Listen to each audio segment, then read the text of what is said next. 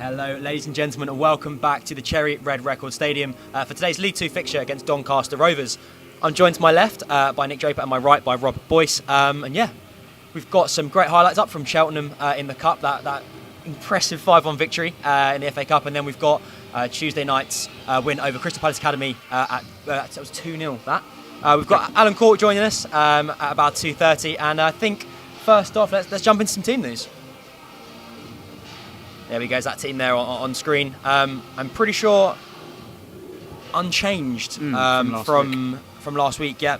And look, if Conor Lemon-Evans is going to hit one again like he did against Cheltenham, I won't be unhappy. Rob, what do you make of that? Yeah, I'm not surprised to see it's unchanged, to be fair, after a 5-1 victory against Cheltenham.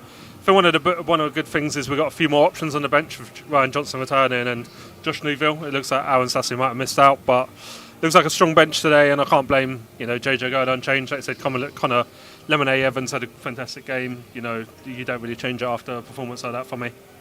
Absolutely. Obviously, Joe Lewis and Alex Pearce at the back have played quite well together. I thought that was going to be a challenge. Ryan Johnson and Lewis look settled. What have you made of sort of Alex Pearce coming back into the side? I think Alex Pearce gets.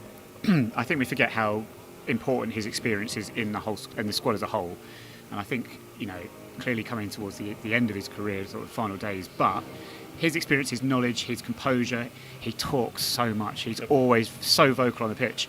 And I think I think some people underestimate his influence. I can understand some people talk about pace and things like that, but then the way we set up and when he's come in, we saw last week, doesn't really miss a beat, to be honest with you. So yeah, no, really, really happy with that. I think it's interesting. Obviously, he's coming because Ryan Johnson's still coming back from injury. Probably you'd argue that aside from that, Johnson in for Pearce maybe. Is that our strongest 11 with just the left wing, Lemon-Evans versus Noville being the real competition?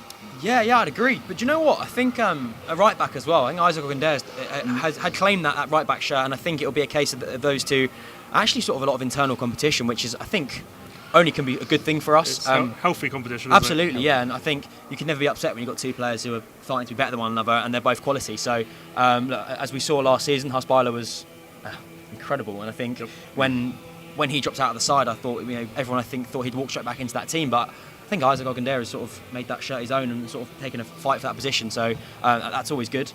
But yeah, like I said earlier, the only real battle there, left wing, Conor Lemon-Evans and Josh Newville, but a very, very strong team. And there we go. Stu has created a lovely graphic there for us, sort of showing right back. Yeah, and we've got a right back this week, which is always preferential. There we go, sort of Omar Boudjil there, sort of playing as a centre forward, sort of just in behind Ali. Do you think has it become more of a 4-2-3-1? Do you guys reckon? Yeah, I think you see Omar sort of drops down to the halfway line mark, quite sort of picking the ball up. He is. I think he's quite understated. I think he does quite a lot of stuff. It sort of goes unnoticed. He's so good in the air, wins the ball, and he can play a pass. He's sort of created a lot of attacks this year for us. And yeah, I think with Tilly and Conor Lemon-Evans either side, it's going to be a good thing.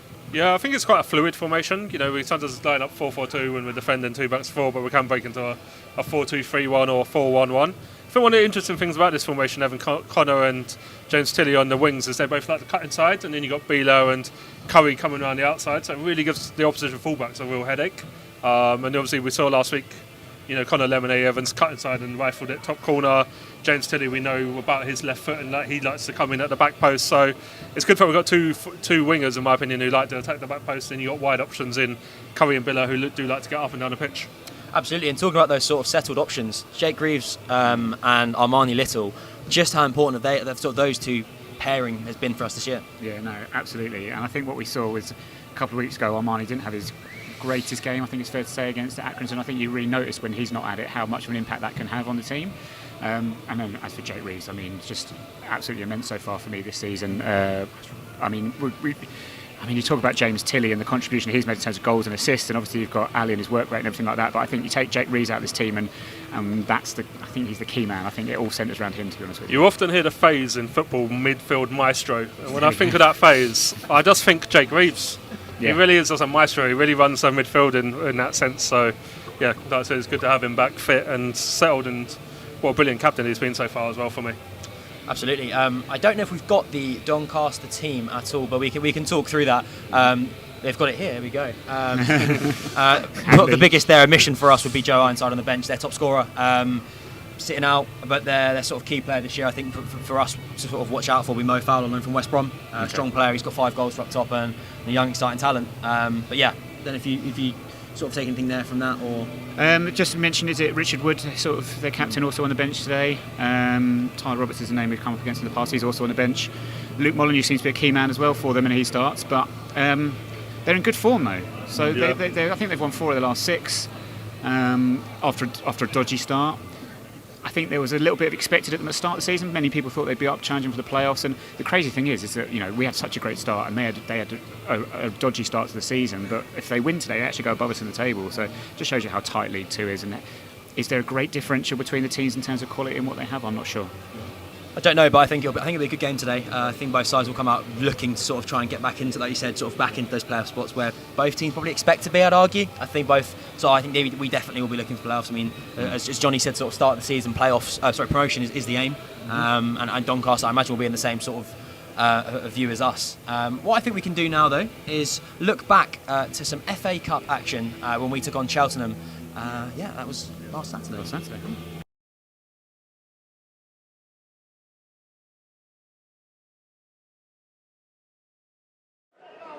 See Wimbledon with plenty forward in support of the attack here. It's helped on towards the run of Al-Hamadi. It opens up for him, and that's a really smart finish.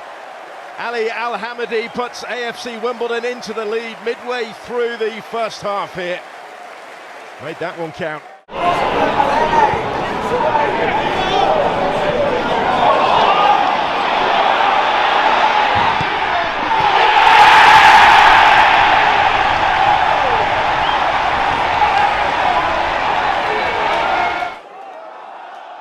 Evans, great footwork from him. That's a lovely way to pass as well for Tilly on the charge. Just gets his toe to it first and just gets enough on it to double the Dons' lead right at the end of the first half.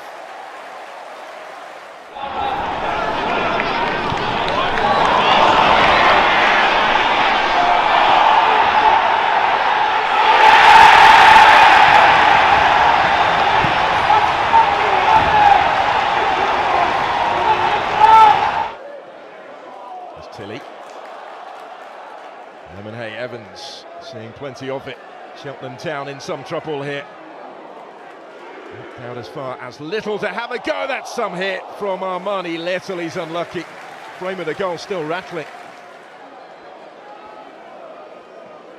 There's a deep one. There's plenty of height on it as well. Hasn't really been dealt with. It's Tilly. It's 3-0. Caught it sweetly. His second goal of the game.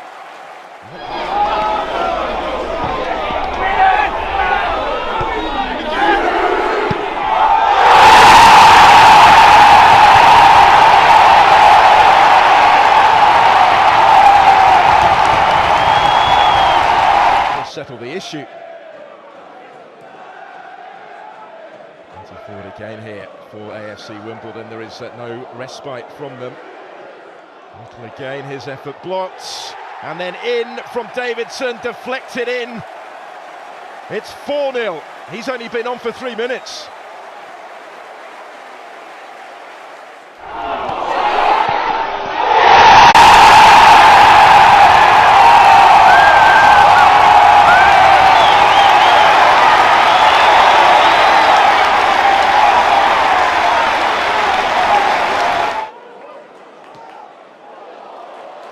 Space for Lemonhay Evans to head into the last 20 minutes of the match. One-sided stuff this. Lemonhay Evans again. That might just be the pick of the bunch. 5-0. Super strike.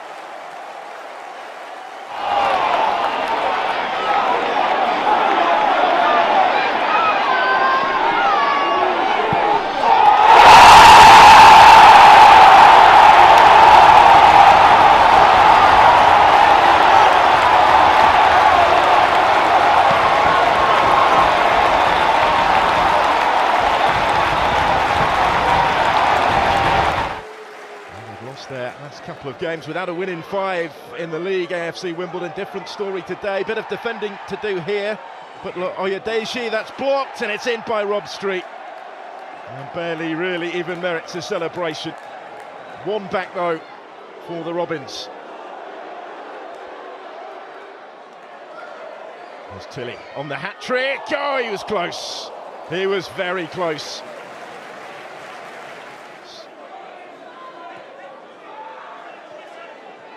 Cheltenham Town pressing and probing to the conclusion. In fairness, despite what has gone before, Aidan Keena goes down. That'll be a penalty. Referee Ross Joyce points to the spot. Chance for another one back. So Keena, having won it, will take it. So, and he hits the post with it. That one is not going to count when it comes back to him. In victory against a team from the league above. What's your thoughts on that one? Yeah, I think you're right. Stunning victory, complete all-round performance. Tough opposition. You know, they've had their struggles this season, but you know, they came here in good form. They're obviously from the league higher. So to do a job on them like we did, to create as much as we did, I think the way we played today would have caused problems for anyone. So to score 5, I think we could have had easy a few more. Certainly should have had a few more, and to limit them to what we did. I know they got the goal at the end, but we really did shut them out for long periods. So you know, when you're looking defensively and offensively, I think that's as good as it gets. Yeah, and the goal spread about a bit as well, and of course another substitute coming on and scoring with basically their first touch, Josh. Yeah, no, I'm pleased for Josh because he's had to be patient. He's had to bide his time, and his opportunities have been limited. And what you want from lads is when they do get them, and it might be 10 minutes, a bit longer today, half an hour, but you got to impact the game. And I thought even before he got the goal, he'd impacted it. He'd come on, he'd won headers, put himself about, got his chance, and took it really well. He had a couple more. He's laid some on for other lads. So some great goals today as well. I think the quality of the goals, the way the different types of goals. Stunning one from Connor, Ali getting in behind, and I forgot the others, to be honest. There was quite a few, weren't there? But There we go. Absolutely delighted to be joined by Alan Cork. Alan, welcome to the show and welcome to Plough Lane. Thank you very much. Nice to be here. I understand you were on a tour this morning. How was that? I went on the tour and it was a very long tour. It was an hour and a half, and I've seen the museum a few times. It's been fantastic though. I mean, it's a fabulous stadium, and just need to win some games, don't we? Absolutely, yeah. And hopefully we can get that done today with a good result today and get us back up in the league. How are you finding your first visit back? What do you think of the place? Well, you drive down the road and you think, oh, that's the old Plough Lane, because I've got the flat there with my name on it. So I'm going to take the grandkids there later on and show them that one. And you come in and the stadium's, you can see it's fantastic, And I say you just need to get up a league now and get the stands built on top and block those flats off, and we'll be fine. Yeah, absolutely. You mentioned there about winning games here, because it's a little bit of a struggle for us since returning here. But obviously you keep in touch with how we're getting on and keeping up with first team affairs. What do you make of our sort of form so far this season? Listen, Andy Thorne's one of my best mates who now works here, so obviously Thorny tells me what's going on and what the ins and out of it, and he tells me it's going all right. But I think if you look at the stats on new stadiums, it's never very good for the home team. So it's you'll get out of it, and one good win and you off you go, isn't it? Absolutely, we've had some absolute crackers here so far. Obviously, Leighton Orient on that Tuesday night, it was absolutely electric. The atmosphere was incredible, and obviously with a sellout today, hopefully we'll see it similar. Obviously, talking of FA Cup with Cheltenham just now, so you've got Ramsgate coming up, and on the topic of FA Cup, we've got an FA Cup winner with us. I know, but you've got everything here you want now. I mean, so you've got the bars are fantastic. I've just been doing all the bars in there. They're brilliant. The people are nice.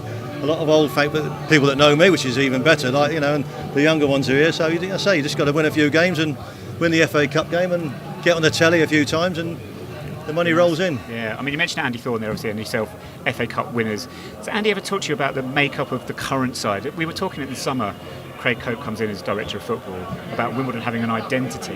Has he talked to you about that at all, and trying to match what we had back in the 80s? Well, listen, you can never replicate things that have been and gone, but Thorny's his own man. Thorny's got a very good reputation of finding people to play games and for players for the right club, So in that respect, he's very good at his job.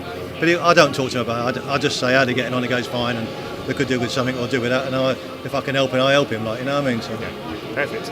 We have to ask as well about the tour. Sorry, the tour. We'll try and talk over the music. Sorry. You got a little tour of the dressing rooms, I'm assuming here, the changing rooms downstairs. Can you do a comparison with us for the old Plough Lane? Well, let's work out the size of the away dressing room first. So the away dressing room at Plough Lane was probably about 12 foot, 4 yards by 3 yards. They used to have salt in the tea rather than sugar. If they had hot water, it was a miracle. And now you're pampering people with a big big dressing room. I understand why, because of the rugby, but that's probably why you keep getting beat. You give them two nicer things to play in, To get a bit more of it, turn the heating off, I think, at this time of year. Yeah, I think we need to do that. You got to do something. 100%. Yeah, cold showers, all of it. Yeah, No showers. I'm only joking, by the way. Obviously, I don't want to get in trouble now. Of course, no. We abide with all FA regulations. No, but the home dressing room is fantastic, isn't it? But in the old days, obviously, that wouldn't stay like that because it had been wrecked or we set fire to. So, what do you do? What is your favourite Crazy Gang story from that? No, the silly one was when you can say on air. No, the silly one was when Vinny decided to burn everyone's got to burn a bit of clothing. Instead of doing it outside, he does it in the dressing room. So the whole thing goes up and panic sets in, and then he burns his hands chucking it out the window. So, typical Vinny. Obviously, they set fire to my car, but we don't talk about it either. We won't mention that one. Okay, fair enough. Happy days. But yeah, time to change, though. How times have changed, 100%. Yeah. Obviously, looking forward then to today's game, Doncaster. Do you know much about Doncaster at all, or is listen, I've since the COVID kicked in, I was working all the time. And I haven't been to too many games. I've seen my boy play at Burnley a lot, and that's all I've concentrated on really. I'm not really. I look at Derby County because that's my team as well. So of course, that's where you started, wasn't it? And AFC, obviously, I can look at the results and see what goes on. You know what I mean? So in that respect, that's me three teams. It's quite a lot to keep up with on a Saturday. Phone must be getting crazy. No. It's all right. It's very easy at the moment. There we go. Looking to sort of the game today. Have you got any score predictions in? I would really like this. A little 1-0. A little cheeky 1-0 would be great. Yeah. We'd all take that. Fantastic, yeah. 100%, yeah. I think what we'll do is we'll jump into some Crystal Palace highlights from Tuesday. And yeah, thank you very much for joining us, Alan. It's been a pleasure.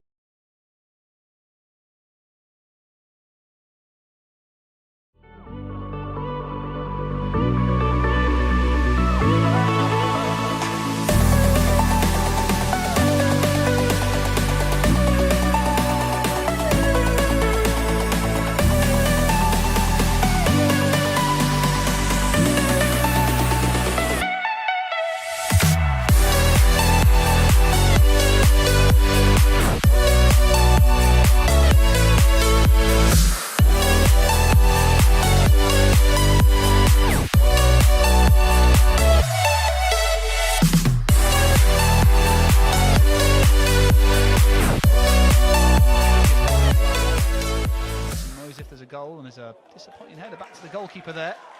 Daniel Imray not on the right bandwidth. Of course comes Tilly to take the corner, but he takes it short to Charlie Lakin, left-footed into the mix it goes, and there's the header in at the far post. Josh Davison rising higher than anybody else, and he finds the corner with aplomb. A brilliant header. Well, the corner was taken short. Nobody in Palace colours was switched on. Lakin swings it in, and Davison is on hand to nod home. It's 2-2 for him after scoring in the cup at the weekend. Let's continue to come forward. Options out wide. That's a brilliant ball slipped in behind. Great play from Crystal Palace. Great stop by the goalkeeper, and Wimbledon are able to white at the moment. They do manage to keep the ball. The ball's played back. Oh, and it's not a good back pass at all. It's allowed in Davison. There's the shot, and there's the finish for two. A huge deflection. It's very unlucky from a Crystal Palace point of view. But Davison, like all good number 9s, is there to punish the mistake at the back. Well, it was just a giveaway here. Oh, that is very disappointing from David Ozzo. And then the shot, it does have a massive deflection on it. But Davison punishes them, as he should, and it's 2-0 all of a sudden first half, but Crystal Palace can't do that. Well, maybe they can now because they've got it on the edge of the penalty area. The shot comes in. Oh, and it's another brilliant save. Nick Tsanev slips away from one. Not much movement in front of him. There's lots of Wimbledon shirts in the way. Might be a chance for a shot here from range. It does come in, and it's very well held. You see Wimbledon happy to go long in this match, because Crystal Palace keep making mistakes in defence like that, because these chances come from those balls forward once again. Josh, maybe they can now. They've got space down the left as it comes across the face of goal. Oh, the shot comes in, and once again Nick Tsanev makes the stop. It's a chance for Wimbledon to come forward. Brilliant hold-up play. Ali Al Hamadi by the corner flag. Trips over his opposite number, but continues with the ball at his feet. Is he going to go all the way? Ali Al Hamadi towards the penalty spot. Palace are in the way, but they've not cleared it. Then the shot comes in from Davison. Headed away once more as far as Davison. It's a great save, and the rebound It's saved as well, and maybe now saved again, and over the crossbar. Well, that was pinball. Through to the knockout stages of the Bristol Street Motors Trophy. Happy with our night's work? Yeah, the challenge before the game, said to the lads, if we win, we're through. Let's make sure that we get the job done. It was good that we got the job done Saturday in the FA Cup, and we had a different challenge tonight, but another cup competition, and can we get through? And we've done that, so in 3 days gone, advanced in both competitions, so well pleased with tonight's work. Josh Davison, 3 goals in 2 games. He's given you a lot to think about at the moment, isn't he? Yeah, and brilliant from Josh. 2 good finishes. A little bit of help, I think, with the second one, but and created a lot of chances. Could have, maybe got a hat trick on another night. So that's what you want. And these nights here, when they come on Saturday, opportunities to to impact it, and a lot of opportunity for him and other lads tonight to give me something to think about. And I think it was a good all-round performance, and obviously got a win and a clean sheet, so everyone can be pleased. There we go. Highlights there from our midweek clash against Crystal Palace Academy. 2-0 with Josh Davison brace, which is fantastic to see. Obviously, Paul Cullen-Bailey getting through 90 minutes as well, which I think is massively important for the return of our back lines. Sorry, I just seen someone arrive who's going to put me off now. I've got to try and be professional. Yeah. What were we saying? Yeah, Paul Cullen-Bailey getting 90 minutes. Yes, on Tuesday night in the league. What do you actually? I know it's got the Bristol Street Motors trophy, or whatever it is. There's sort of like the Football League trophy or whatever it's. It's the for old money. It's the Football League trophy. Football League trophy. For old money, it's a Senate Data. I remember seeing the Senate Data competition. It's very pre my time, yeah. But much before our time. We're still under 30. Okay, thank you. Old thing. So but Paul Cullen-Bailey, good to see. He needed minutes, so that was great. Yeah. And I think we still got one more game in that group to play. Wickham yeah, probably a good time to put the fixtures up actually. Yeah, we've got fixtures coming already through. So they have changed, obviously. We've got no game next weekend now. Of course, yeah. Obviously that's good because Ali was away with international duty, so it's good to have him for as many games as possible in the season. But there we go, there are our next 5. Obviously Wickham there, which is next Tuesday in the Bristol Street Motors Trophy. Then obviously Notts County visit Plough Lane, which will be a big game. Obviously Notts County flying high in the division. Gillingham away, which is always a great one, always on a Tuesday, and it's always cold. And then Ramsgate come to us in the FA Cup, which will be on telly, which is always exciting. ITV4. It will be. And I'm just looking. Sometimes you look at fixtures and you look at games and you go, I don't know what game I was seeing the other day, but these Gillingham we obviously played back in the Championship, back we were in a second tier club. Notts County and Wickham we actually had games against that season in the FA Cup, and you just start bringing back all these old memories ahead of the actual FA Cup with Ramsgate, the lowest placed team left in the competition. And we are thinking hopefully that we might be able to get into the 3rd round. But we don't want to say that too. And do you know what? The good thing about the club's done the pricing the same as Cheltenham. So we had a healthy attendance here for the Cheltenham game, £10, £15 in the posh seats. But Monday night's difficult, isn't it? Do you know what I mean? It's a weird one. It's under the lights. Well, I would say some tough games there. League games, Notts County, Gillingham and Swindon. Yeah. I know Swindon have dropped off a little bit, haven't they? They were really flying. Obviously took a knock in their confidence last week against Aldershot, being 7-0 down, which was outrageous. Yeah. You get some I don't know about anyone else, but I was literally looking going, have they got players sent off? Have they put a weak team out? It's the magic of the Cup, Stu. There's magic and there's 7-0. That's like... But there was a point last week when we got to when the 4th goal went in for us against Cheltenham, and I was seeing the Aldershot score. I was thinking, can we outscore them? Because at that point, I really thought there was a real proper hammering coming for Cheltenham at that point. But anyway. I'll settle for 5, though. Yeah, we'll settle for 5. Just one more takeaway there, sorry, just wanted to jump on from the Crystal Palace game. Obviously, long-time viewers of the show will know I'm a big fan of Nick Zanev and will look for any propaganda I can get in where possible. And he gets a clean sheet, and I thought he did very well, actually. Made some good saves in the highlights there we just saw, and just wanted to give him a shout out while we can, because I think he's sort of out of favour at the moment, whilst Alex Bass has obviously come in and been phenomenal. I think Nick Zanev did very well, so I think he has been good when called upon. But there we go, anyways. No, it's a good point. I was just to say, on the official podcast we had the Goalkeepers Union. Of course, yes. And we actually asked a question about Zanev, about how he found Bass coming in, taking your position, and he was very honest and said, it's up to me to push Bass all the time when I get my opportunity to play well, to train well. And it was really good because it's tough. There's only one position, isn't there? Yes. But you come in, you're right. You come in, kept a clean sheet. You can't do much more. No. You can't do much more. I mean, Coventry, I think was just. I was just about to reference that. Yeah, because did you think he was unlucky not to get, after the performance against Coventry, arguably man of the match when he got us through to that game with Chelsea? Do you think he was unlucky not to feature at Stamford Bridge? I thought personally, if it was up to me, he looked like our cup keeper, and I thought it was unfair on him. But I can also understand Bass has been playing well in the league, so it's a hard one, isn't it? Really. What you want is two goalkeepers pushing each other, don't you? Yeah, absolutely. Again, we I think spoke that's earlier where we about are. that sort of internal battle between our right backs and goalkeepers as well. We've got two strong keepers, so it's good to know if our fullbacks. We've got two home academy players. Fullbacks. Yeah. How mad is that? it's incredible, isn't it? Do you know what I mean? And they're going to be worth. They do well as they get older. Absolutely, yeah. But just again, just comment on the goalkeepers. Obviously, that Goalkeepers Union podcast, which can be found on all streaming platforms. Obviously, Aaron Paul It's really hosting good. that with It's and Bezo really as good. well. I thought And the Colonel. Yeah, we heard from Ryan Sanford. Sanford is an absolute fruitcake. Yeah. I know goalkeepers are, but he talks about when he found a grenade as a younger. It's a mad story. But we haven't really heard a great deal from him yet, so it's nice to hear that from him. And obviously on the bench against Palace in midweek, so good sort of team around the squad. And we've signed him until January, I believe. I believe so. Yeah. And I like the fact he just casually tossed in that grenade story. Yes, So yeah, very, very casually. We said it was good practice for then joining Millwall. I don't. Say no more. We have to mention some of our international fans. Yes, absolutely. We've got a lot of comments there from our new Iraq fan base. I'm getting abused about from my gloves fans here, of by the Ali way. Al Hamadi, who's brought them sort of a fan base with us. And there we go. Sending love to all our fans in Iraq and commenting on the show. Any of you are watching, feel free to comment and give us your views ahead of kickoff. Any predictions you've got, and we'll try and get them up on screen where possible. Talking of things going on at the ground, though, we have got an evening with Sean Wallace coming up. We have. And Stu, I believe you probably know a bit more about it than I do, so you're probably best to speak about it. But Well, the good thing is we've got a video. Oh, to display. even better. What we'll do, we'll get Spike to play that now, and bit of information on that.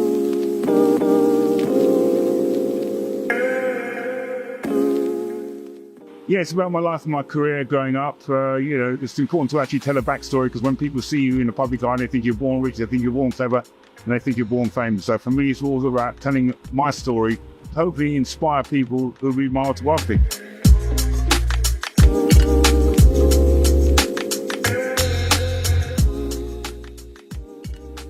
Do you get a bonus if you beat them? If I did, I wouldn't be sitting here talking to you now. I suppose the fact that it was the classic cliche of a football phoenix rising from the ashes. 5 promotions in 9 years is something which I can identify in relation to me being indulged certain aspects of my career and basically turning my fortunes around. We're looking forward to actually doing the event on the 16th of November. Yeah. Yeah, highlighting the foundation. It's been really, really good. No, good. Look, excellent to have you down there. Thank you. We'll be looking forward to it. Who has held the FA Cup for the longest period of time? Portsmouth from 1939 to 1946. Damn, he's good. He's good. Please come along on the 16th of November 2023 at 7 p.m. at AFC Woolworth Club. It's going to be great. There we go. That was a video there on an evening with Sean Wallace. So if you can get down to that, I think it'd be a great evening. So It will be. Worth one. Have your questions lined up. Absolutely. Something non-football related at Plough Lane, which is always nice. Opportunity to come down to the stadium and use it. For other stuff, which is good. It is good. I wonder if he's going to nip round to Wimbledon Chase at all. See what I did there?